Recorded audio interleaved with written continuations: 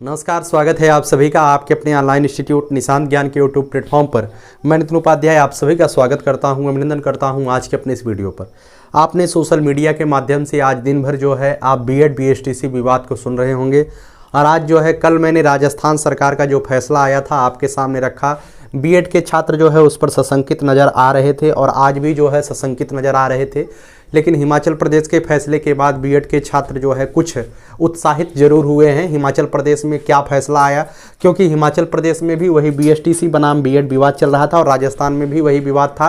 राजस्थान में क्या हुआ, किस तरीके से हुआ, आपने कल जाना कि राजस्थान में बीएसटीसी का विजय हुआ, अर्थात डीएलएड वहाँ पे जीता है और बीएड को जो है प्राथमिक से बाहर का रास्ता दिखा दिया गया है। अब बीएड के कैंडिडेट क्या करेंगे वो आगे का भविष्य तय करेगा, किस तरीके से राजस्थान में यथा स्थिति का परिवर्तन होगा। और आज हम बेसिकली आपको जो है हिमाचल प्रदेश के जो खबर है, हिमाचल प्रदेश के बीएसटीसी बनाम बीएड विवाद का जो फैसला आया उस पर हम बात करेंगे, क्योंकि ज़्यादातर लोग जागरूक नहीं हैं और इस पर जो है फैसला जो आया उसे हम बताएंगे। दोनों हाईकोर्ट के फैसले में अंतर आया है, आखिरकार यह क्या दर्शाता है और किस तरीके से आगे की प्रक्रिया होगी। उत्तर प्रदेश में बीएड प्रशिक्षुओं का भविष्य किस तरीके से होगा, काफ़ी ज़्यादा बीएड के छात्र सशंकित हैं और नई शिक्षा नीति 2020 के तहत बीएड को सार्वभौम मान्यता देने की बात कही गई थी, उस पर क्या होगा और कैसे होगा। और यहाँ पे हम एनसीटीई के गाइडलाइन में परिवर्तन अगर हो जाता है तो उस पर बीएड का क्या भविष्य तय करेगा, तमाम सारी बातों पर बातचीत करेंगे। आइए चलिए इस बातचीत की प्रक्रिया को शुरू करते हैं और आपसे एक ही आग्रह करेंगे, अगर आप चैनल पे नए हैं तो अगर आपके जीवन में, ध्यान से सुनिए, अगर आप अपने जीवन में सफलता को प्राप्त करने चाहते हैं तो निशांत ज्ञान मिशन सफलता को लेकर के आगे बढ़ा है और मिशन सफलता के बात ही हम हमेशा करते हैं कि वह चाहे शिक्षा क्षेत्र में हो, चाहे UPSSC का क्षेत्र हो, कोई भी क्षेत्र हो, हमें चाहिए केवल सफलता। आप सफल हो जाइए, हमारा जो टैग है मिशन सफलता हो सफल हो जाएगा। कहीं ना कहीं हम अपने अंदाज में जो है, हम अपने टैग में जो हमारा मोटो है उसमें हम सफल हो जाएंगे। निशांत ज्ञान आपके सपनों का साथ। चलिए, कल राजस्थान बीएड बीएसटीसी और बीएड, बीएसटीसी का मतलब आप समझ रहे होंगे, इसे हम उत्तर प्रदेश में बीटीसी के नाम से जानते हैं या डीएलएड के नाम से जानते हैं, इसे आप जानते हैं। कल जो राजस्थान में फैसला आया था उसमें जो है बीएड की विजय हुई थी, बीएड की हार हुई थी, अर्थात बीएड को जो है प्राइमरी से बाहर कर दिया गया था। सब प्राथमिक का मैटर है और बीएसटीसी को जो है जीत हुई थी। ठीक है, बीएसटीसी ही अब प्राइमरी में रहेगा, ऐसा जो है जोधपुर हाईकोर्ट का फैसला था। वहां पे कुछ चीजें जो है अफवाह के रूप में निकल करके सामने आई थी, वो यह था कि जो एनसीटीई का गाइडलाइन है, ध्यान से सुनिएगा, अब हम इस पर बात करते हैं, उसके बाद आगे की प्रक्रिया पर बात करेंगे। कल का जो फैसला था उसमें यह बताया गया था कि जो एनसीटीई का गाइडलाइन है, एनसीटीई का जो गाइडलाइन आया उसी के तहत, यह जो एनसीटीई का गाइडलाइन आया मित्रों, यह एनसीटीई अपने मन से नहीं कोई गाइडलाइन जारी करती। ध्यान से सुनिएगा, ये अंदर की बात है, राज की बात है, आप सभी लोग जानते हैं। यह एनसीटीई जो गाइडलाइन जारी की, केंद्र सरकार के इशारे पर ही गाइडलाइन जारी की गई। केंद्र सरकार का मन है कि बीएड को जो है प्राथमिक में लाया जाए, केंद्र सरकार का मन है और उसी केंद्र सरकार के मन को देखते हुए एनसीटीई ने गाइडलाइन जारी किया, जो जून 2018 में जारी किया गया। कब जारी किया गया? जून 2018 में, लगभग 30 जून 2018 को जो है एनसीटीई का एक गाइडलाइन जारी होता है जिसे हम भारत सरकार का राजपत्र कहते हैं। उस राजपत्र में एक ही वाक्य लिखा गया कि बीएड को जो है प्राथमिक में मौका दिया जाता है। बीएड में प्राथमिक में हर एक राज्य में बीएड को प्राथमिक मौका दिया जाता है, लेकिन वो सहायक अध्यापक नियुक्त होने के 2 साल के भीतर एक ब्रिज कोर्स करेंगे, जो ब्रिज कोर्स करने के बाद वह जो है किसके इक्विवेलेंट हो जाएंगे, बीटीसी के इक्विवेलेंट हो जाएंगे, ऐसा जो है एनसीटीई के गाइडलाइन में कहा गया। ठीक है, अब इसी एनसीटीई के गाइडलाइन को ही यहां पे चुनौती दी गई राजस्थान में। यहां पे एनसीटीई के ही गाइडलाइन को चुनौती दी गई कि उसमें बताया गया कि 2 साल के भीतर जो है हम ब्रिज कोर्स करवा देंगे। तो वहां पे एक चीज और लिखा गया था राजपत्र में, उसमें बताया गया था कि राज्य सरकार चाहे तो अगर उसके यहां बीटीसी के कैंडिडेट पर्याप्त मात्रा में हैं तो बीएड के कैंडिडेटों को प्रथम वरीयता से दूर किया जा सकता है। ऐसा जो है राजपत्र में भी वर्णित है और ऐसा जो है तमाम सारी सरकारें करती भी रही हैं, पहले से भी करती रही हैं।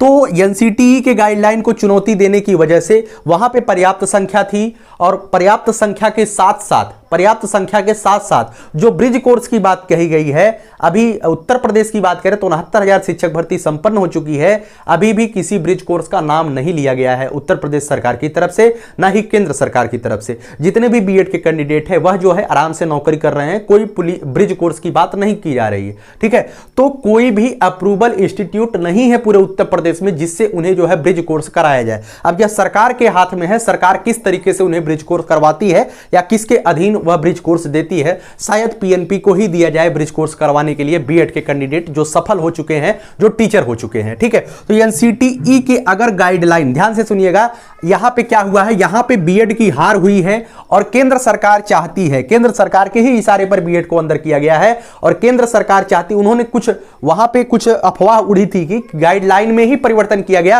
अर्थात एनसीटीई की ही अधिसूचना रद्द कर दी गई। तो तमाम सारे राज्यों से जो है बीएड, पूरे भारत देश से बीएड बाहर हो गया। ऐसी कोई बात नहीं है, यह सरासर गलत है। पूरे भारत देश से बीएड बाहर नहीं हुआ है प्राथमिक से। अभी एनसीटीई के गाइडलाइन में अगर परिवर्तन होता है, जो राजपत्र जारी किया गया है, अगर उसमें परिवर्तन करके कह दिया जाए कि बीएड को मान्यता नहीं दिया जाएगा प्राथमिक में, तो ही बीएड पूरे राज्य से बाहर होगा, वरना बीएड पूरे राज्य से बाहर नहीं होगा। ये बिल्कुल एक तरीके से अफवाह है। ठीक है, और परिवर्तन बीएड का भविष्य किस तरीके से होगा, तो बीएड का भविष्य आप हिमाचल प्रदेश के फैसले को देख करके आप तय कर सकेंगे किस तरीके से था। ठीक है, आज हिमाचल प्रदेश में जो फैसला आया मित्रों, हिमाचल प्रदेश के फैसले में जो है बीएड को, ध्यान से सुनिएगा, हिमाचल प्रदेश के फैसले में बीएड को जो है प्राथमिक मौका दिया गया। ठीक है, हिमाचल प्रदेश में बीएड को प्राथमिक मौका दिया गया। बीएसटीसी के जो पक्ष था उसे जो है खारिज किया गया, बीएड को सार्वभौम मान्यता देने की बात, और एनसीटीई के गाइडलाइन को वहां पे सही पाया गया। तो अभी वहां पे बीएसटीसी कोई बैठता है, सब लोग आगे की प्रक्रिया में भाग लेते हैं, लोग सुप्रीम कोर्ट तक जाएंगे।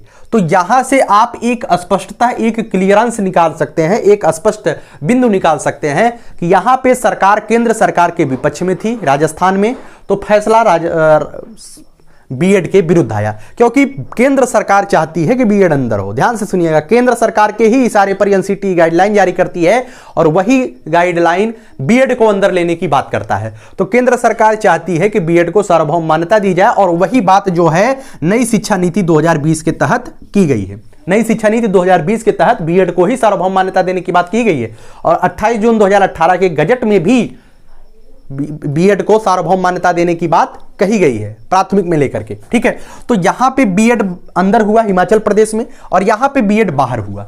ठीक है, यहां पे एक चीज आप स्पष्ट कर सकते हैं कि अगर राज्य सरकार केंद्र सरकार के विरुद्ध है, तो वह अपने तरीके से अपने राज्य में फैसला लेने पर हाई कोर्ट से भी, राजस्थान में बीएसटीसी के साथ राजस्थान सरकार खड़ी थी। बीएसटीसी का जो मतलब कि जो वकील थे वो कोई दूसरा नहीं लड़ा था, राजस्थान सरकार का जो महाधिवक्ता होते हैं अनुच्छेद 165 के तहत, जो राज्य सरकार का सबसे बड़ा वकील होता है, वह बीएसटीसी की तरफ से लड़ा था। ठीक है, तो सीधा सीधा मतलब समझिएगा, सरकार अगर राज्य की चाहेगी, सरकार अगर राज्य की बीएड के विपरीत हो जाएगी तो समस्या होगा।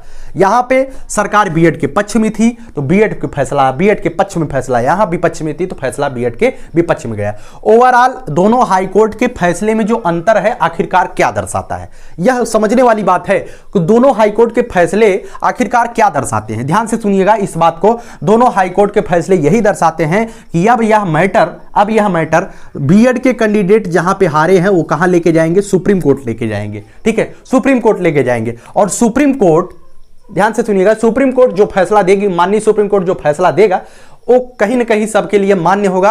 मैं ये नहीं कहता हूं कि माननीय सुप्रीम कोर्ट जो बीएड को मौका देगा या डीएलएड को मौका देगा, वो किस तरीके से मौका देंगे, लेकिन ये सुप्रीम कोर्ट किसी के पक्ष में फैसला सुनाने से बेहतर समझेगी कि एनसीटीई के गाइडलाइन को सही या गलत साबित किया जाए। यही होगा, ये सुप्रीम कोर्ट फैसला बीएड और बीटीसी पर नहीं देगा, बीएसटीसी पर नहीं देगा हमारे हिसाब से, और आपके भी हिसाब से यही सही होगा।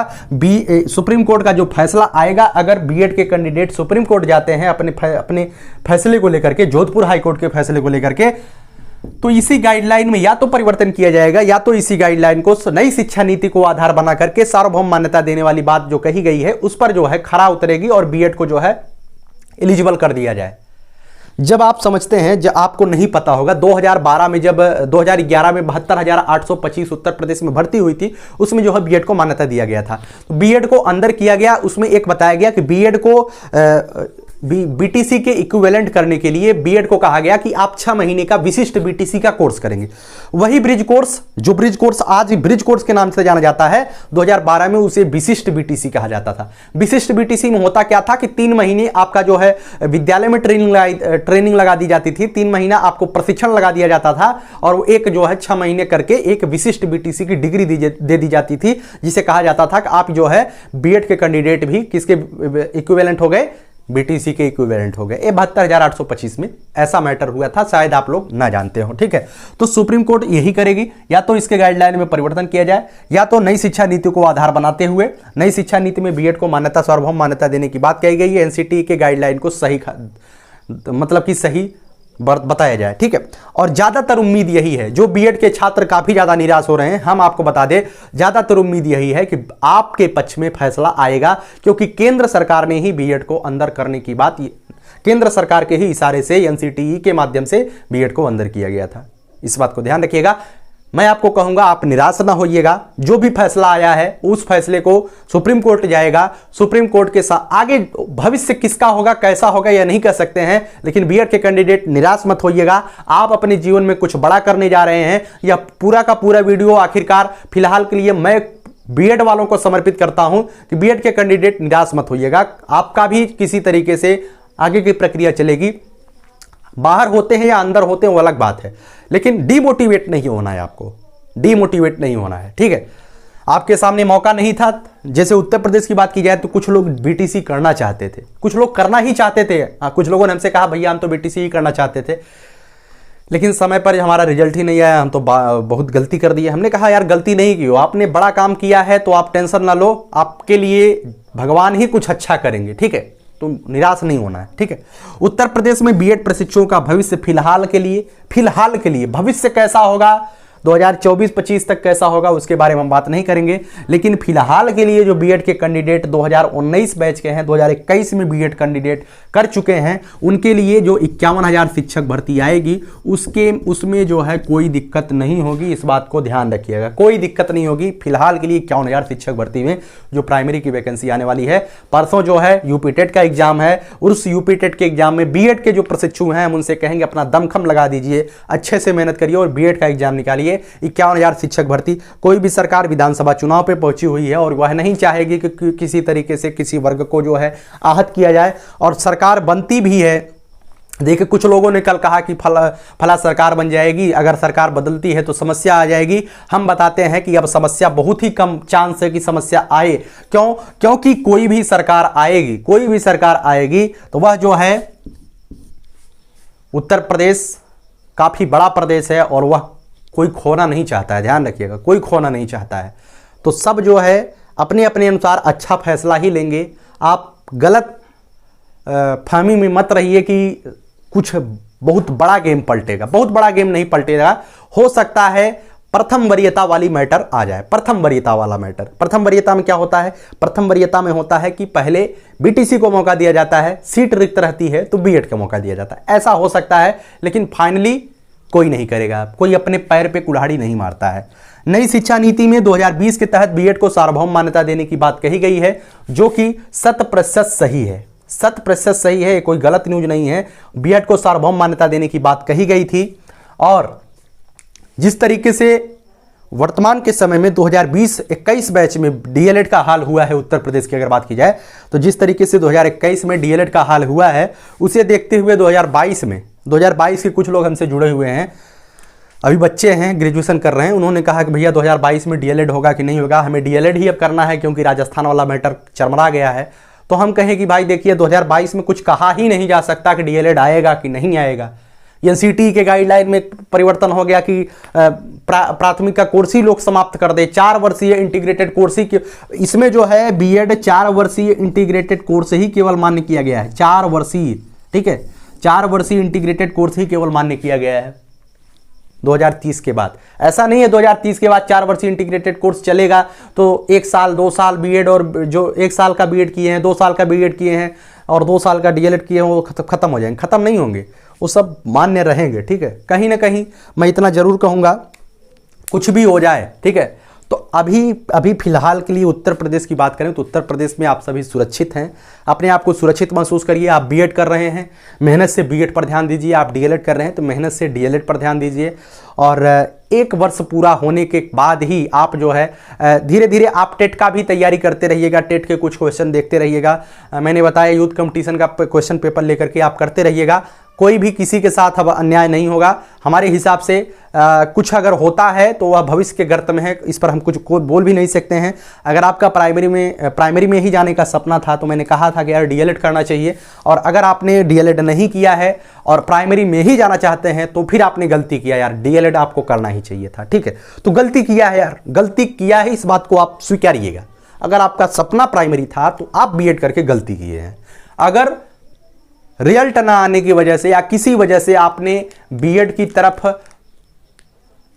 विषम परिस्थितियों में जाना पड़ा तो आपने गलती नहीं किया है, आपके साथ भगवान जरूर रहेंगे। ठीक है, मैं भविष्य की शुभकामनाओं के साथ मैं इतना चाहूँगा, न ही बीएड के छात्रों का बुरा हो, न ही डीएलएड के छात्रों का बुरा हो।